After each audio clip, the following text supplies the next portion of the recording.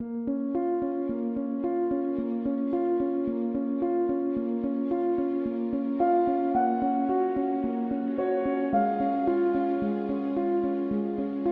sort of perceptions of what an expat is and looks like has changed because I often associated the word expat with the word expert.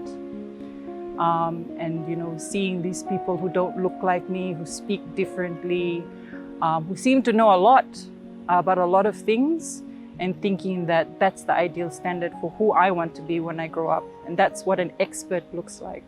Again, what does a professional look like? It's someone who's confident, who knows everything. But really, is that what professionalism is? And is that what an expert is? A person who, holds themselves and wants people to think of them as someone who has all the answers, rather than, someone who's willing to see where their limitations are and know that if I can't do it, someone else can help me to get the work done, and maybe even better. And always better, not maybe even better, always better.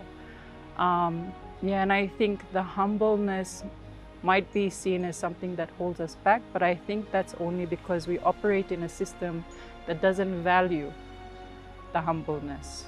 Yeah. So for me, it's about how do we redefine the way that we work as professionals in this space on our own terms, rather than always trying to meet this ideal of someone who doesn't really know us, to begin with. So how can you really help me if you don't understand the challenges from which I come? I find it wonderful that I'm out here in this environment, because growing up, you'll remember there was no television, to sort of distract you, no social media. And so essentially places like this is our playground as children, isn't it? And so as children, we would come out here, spend a lot of time. You get really close to the mangroves, to the sea. You're out with your family on weekends. And in particular, I have an aunt who used to take me also into her village. And it was with her, she taught me a lot about the natural ecosystem. She would, if she was off, catching up doing women's business, she would just let me run wild with the children, and I'd spend a lot of time out on flats. And I just found that, especially the women that I would meet out there, were just full of just a wealth of knowledge and information.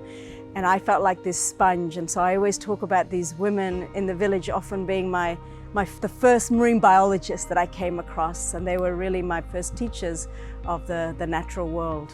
What we're trying to push and explain and understand better, and where we think there's real ground to be made in the consultancy space for the way it contributes to Fiji, is that instead of having these people fly in and spending that time on context, you have awesome consultants, experts, forget consultants, also experts here who have the context, who are supremely knowledgeable about the subject matter.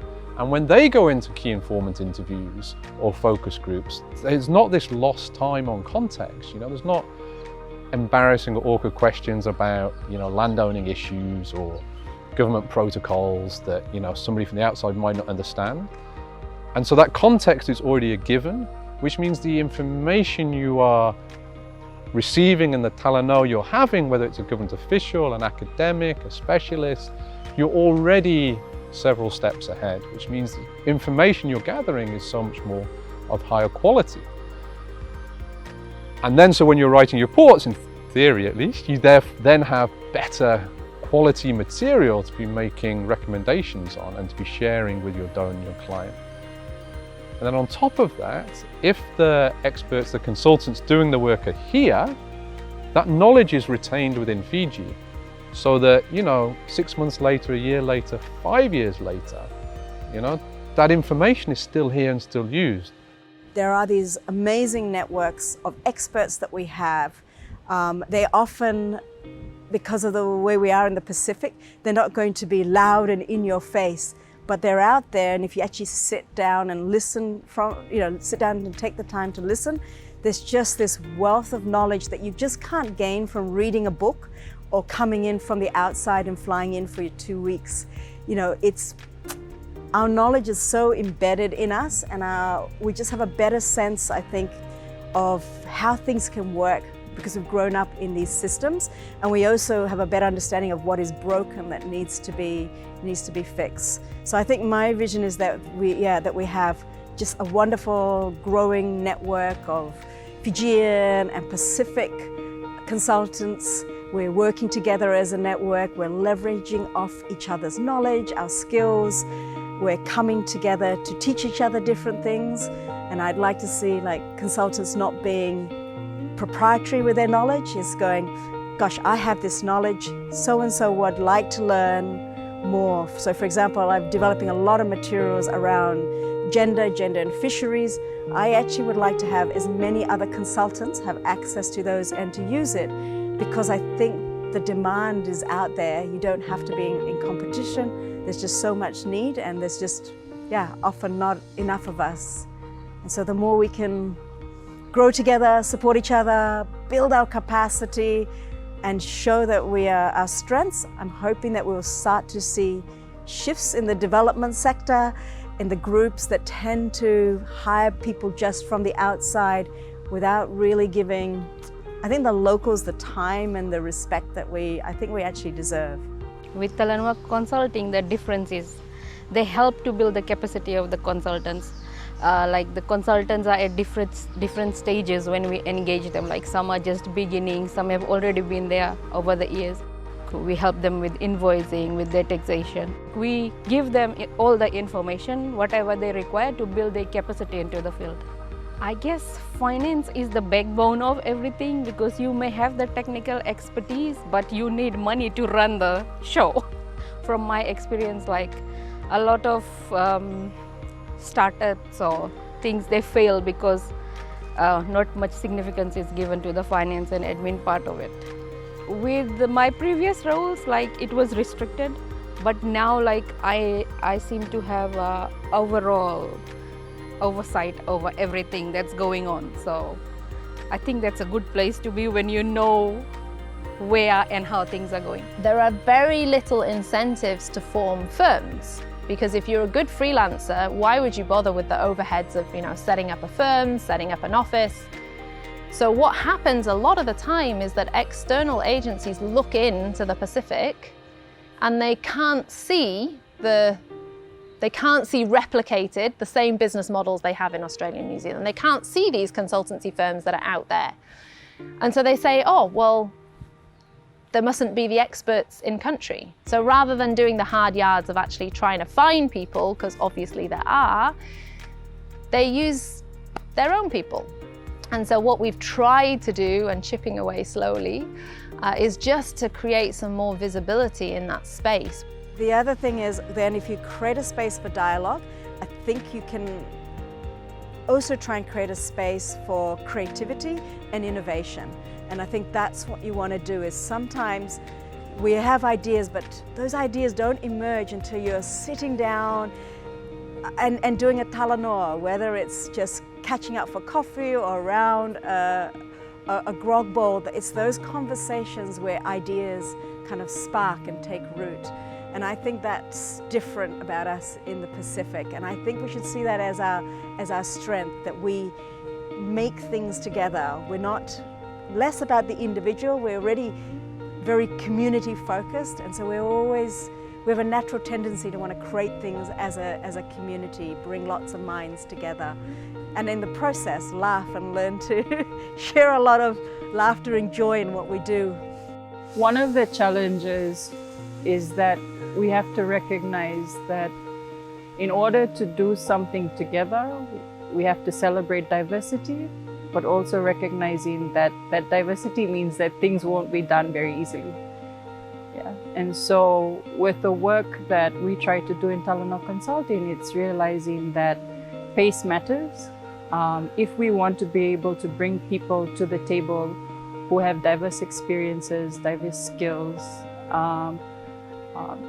diverse sort of attributes that they can bring to the table to progress the work that we're doing, is that pace is really important. And the pace at which we work will be suitable to some and not for others, but acknowledging that we will stop and try to bring others along with us on this journey, because we can't do it on our own and we must do it together. And I think with the work that we try to do is recognizing that that is a challenge, and where we can, trying to bring on as many people who have different skills on that journey together, acknowledging that some are faster and some are slower, but that's okay. I guess there's a bigger picture thing. Perhaps I'll start there. In that, I guess what makes us proud of Talanoa Treks is something we try to carry forward through to Talanoa Consulting, which makes me really excited about the consultancy side of what we do. Because it is that trying to do things, recognizing there's a better way to do stuff. And while I moan and complain, and because I do lots of the ops stuff in the team, like it's myself and Pratika and Rachna, we get all the headaches, but it's that this can be done better and should be done better. And we want to be part of finding the way to, a future where things are different and these assumptions of the past aren't always made, and we're not in the same cycle and routine, but we can break out of that and we can do things that actually benefit Fiji more, benefit people here, benefit the communities in the same way that we hope the tourism does. And we could do the same thing in the development space, but particularly working with Pacific consultants in the region. There's a way of being, the fancy word is mutuality, but maybe the local term is Solsolevaki or Velomani, Vewekani it's not just about blood relationships, but recognizing that we all bring different pieces of the puzzle together. Whatever shape or size, it's all equal because it all helps finish the picture. It all helps weave the mat, right? And so, I think that's something that has always kept me in check in terms of remaining humble and recognizing that everyone brings dignity. And I think that that's something that we're very fortunate to still have ingrained in our cultures. And that's a value that we bring to our work as well. I think that's, first of all, it's a part of who we are. It's not just a tool for work, it's how we live our lives. And so I think that that's been an important part of me recognizing that, yes, I have privileges in terms of my education, in terms of the situations that I've been able to be exposed to. But at the same time, that value only is manifested if it's shared and if it's used in collaboration with others.